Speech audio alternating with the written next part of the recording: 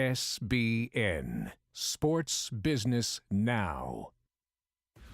SBN is a division of Row 27, the digital sports marketing company, celebrating 5 years of creating TV spots, intro videos, and microsites for over 150 teams. See our work at row27.com.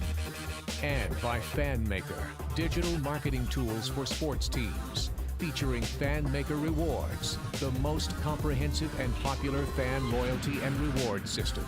Learn more about our apps at fanmaker.com.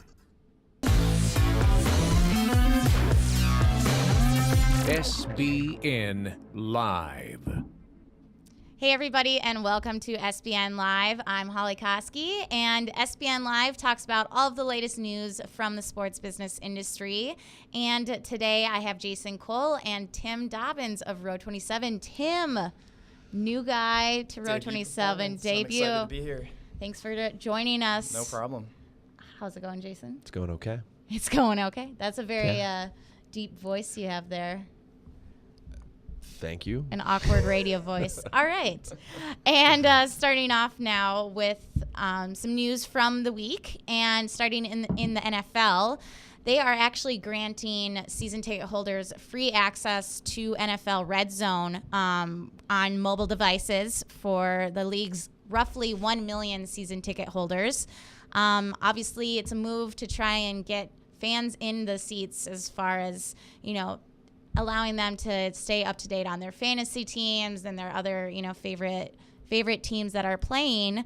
And it's available to all subscribers, so you don't have to be a Verizon client to utilize this. Or a DirecTV customer.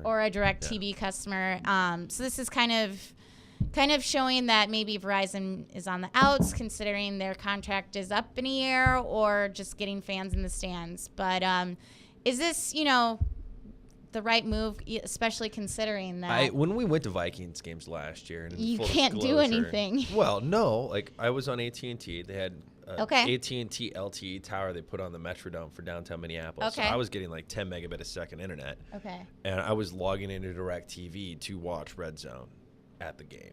And it worked. And it worked. Wow. Great. Like the Redzone channel is like crack for anyone who follows the NFL. So the fact they're making this available for season ticket holders, I think, is it makes a ton of sense not to sell those rights away and to utilize them to get people in the stands. But it really feeds into the NFL trying to create more value around the season ticket holder experience. If you look at it, when you own season tickets, I mean, it's either an entertainment expense or it's an investment inside of an organization that you're getting a lot of value out of or you believe in. So I think we'll see this happen. I think you'll probably see sponsors of more greater tie-ins that are season ticket only as part of that entire methodology to make season ticket ownership more valuable, so you can continue to drive those prices and win the battle versus the giant TV. Right. Tim. Yeah. I think it's obviously a great way to create exclusive value for those season ticket holders. It could serve to definitely kind of increase the percentage of the season ticket holders that are actually in the stands. Right. Right now, if you have maybe at Lambeau Field, 75% of season ticket holders or of total attendees could be season ticket holders, whereas at other stadiums it's potentially lower than that. Kind of allows teams to maybe gain more control over that ticket inventory, rather than kind of allocating that control, not willingly, but to kind of third-party ticketing brokers, Ticketmaster, StubHub, et cetera, when they have more people that actually are owners of the tickets in the stands. So that's another thing to consider there. Definitely. Definitely. Yeah, I think in this article or another one that you referenced, like they had a quote from Arthur Blank, owner of the Falcons, that we're in a value-based economy moving forward. And when you're making that season ticket holder pitch, the more benefits that you have to being a season ticket holder, the easier it's going to be to get someone to plunk down several $1,000s for a few tickets, especially if they're up in the third level of the stadium or wherever they might be. Right. It's a lot easier of a pitch saying, you know what, you get free access to the Red Zone. Yeah. Makes a little more. It makes more sense, especially in football, just with the actual amount of action time on the field. Having that second screen available can be much more beneficial than saying in basketball or hockey or anything like that. I think it's like 11 to 12 minutes of actual action per NFL game. Yeah. So people do have time to look away from the game towards their second screen mobile. So yeah, it's like the exact opposite of soccer. Yes. That's how I describe it. Pretty much, yeah. But or hockey. Or hockey. Hockey. I was just waiting for it. And then moving on now to Wimbledon. Wimbledon's not for another month. Hard to believe we're already in June here. But they're actually going to be launching Twitter's Magic Mirror, which is kind of cool. Basically, it's this mirror that gives fans exclusive access to kind of behind-the-scenes content. So they first introduced this at the Oscars, where, you know, celebrities could automatically tweet photos of, you know, themselves through the official Oscars account. So, you know, whether they were behind the stage or, you know, waiting for their category. And what was just shown right there was the IPL has actually done this as well, the Indian Premier League. So they featured it during their tournament, where, you know, you can see kind of athletes and just people go up to this thing and take a picture of it, and it gets sent to their Twitter account. So kind of cool stuff in more exclusive content areas.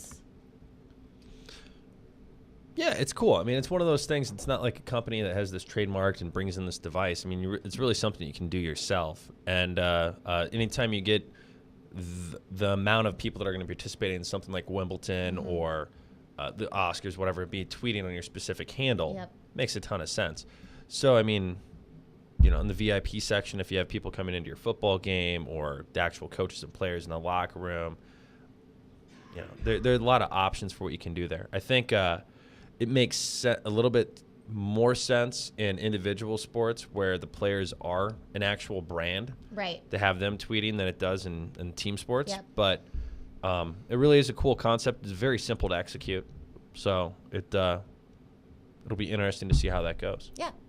Yeah, I think, you know, anytime that you can give that behind-the-scenes access that people wouldn't be able to get otherwise and distribute that through social platforms, it's definitely a great idea, especially with, you know, the tennis, whether women's or men's, looking to kind of connect with a younger demo. I think it skews towards, you know, 35 to 55.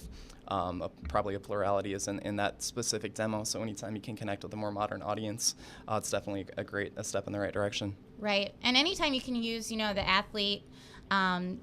athlete's brand on your own Twitter account is nice. You know, you can capitalize on their following. Obviously, they'll probably mention themselves so they can, you know, retweet it to their fans or what have you. But this would be awesome, like the NBA All-Star game exactly, or something like that. But having it be like the Chicago Bulls versus the Knicks or something, probably not quite the same effect.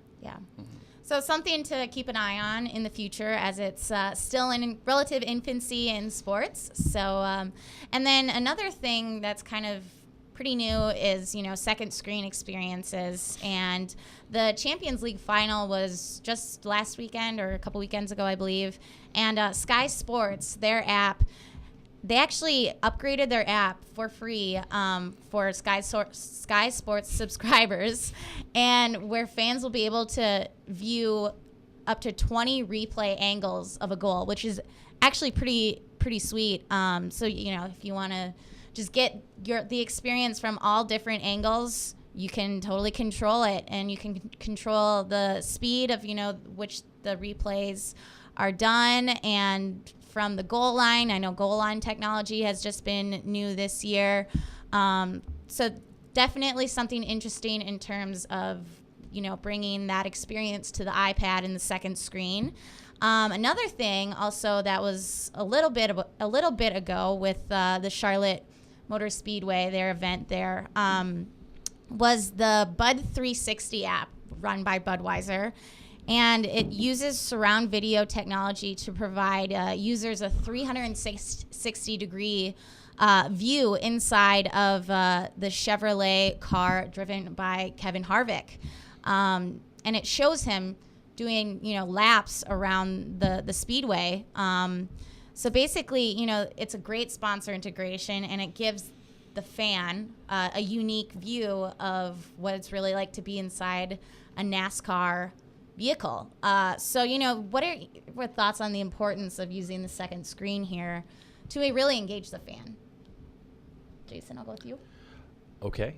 I think the Sky Sports thing's a lot cooler than what they did in NASCAR. Okay.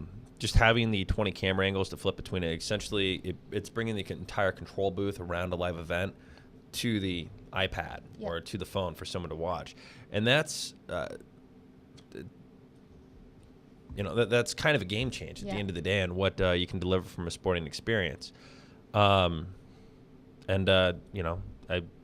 look forward to it being in the NFL like that and a few other sports besides Champions League soccer, which I probably will check to see who won, but I don't think I'm going to watch the entire match. Well, and for, the actual media app to do it is I think a really great step in the right this direction. is something ESPN has to go down the road on a few of those things. I mean, it's a better investment for them to have this availability than it is to be pushing 3D in TVs. Right. Hands down, it's something that's more accessible and probably going to have a much more engaged user. Yeah, Tim, what are your thoughts? Yeah, I mean, you've seen in the past, you've kind of had TNT, I know, has in some of their NBA online streaming, they've done, 4 or 5 multiple camera angles that you could kind of toggle between. But, actually going out to 20 angles for something that's as important as a goal is in soccer definitely brings it to a new level. And potentially might not have even been possible before, FIFA started really going in the direction of goal line technology. Right. And if it would have been possible for Sky Sports, it probably wouldn't have been allowed, since then you'd have fans calling in and saying, hey, that crossed the goal line, that didn't cross the goal line. So now, with them implementing it more across the board and, going to the World Cup now pretty soon in Rio, I think it's, a great step to introduce that. Yeah, it's only a matter of time before, all sports have goal line replay or anything like that. I mean, I don't know. I think baseball's going to be a very long time before balls and strikes are which is sad, but called. That's part of the allure of the game. Yeah, I mean, and there's just bringing that element to the fan now at home, so that they're watching the game, and then all of a sudden on their iPad they can totally be immersed, which is something that obviously is another challenge to bring people into the stadium, but it's moving that way. So good stuff today, guys. Yeah, for sure. Welcome to your first. I was a little nervous You're at a little first, but okay. I think it went pretty well overall. Yeah. Clearly, we're an intimidating bunch. I know I am. And you can find us anytime on sportsbusinessnow.com, and you can find us on Twitter as well at SBNow. See you on Tuesday. SBN, Sports Business Now.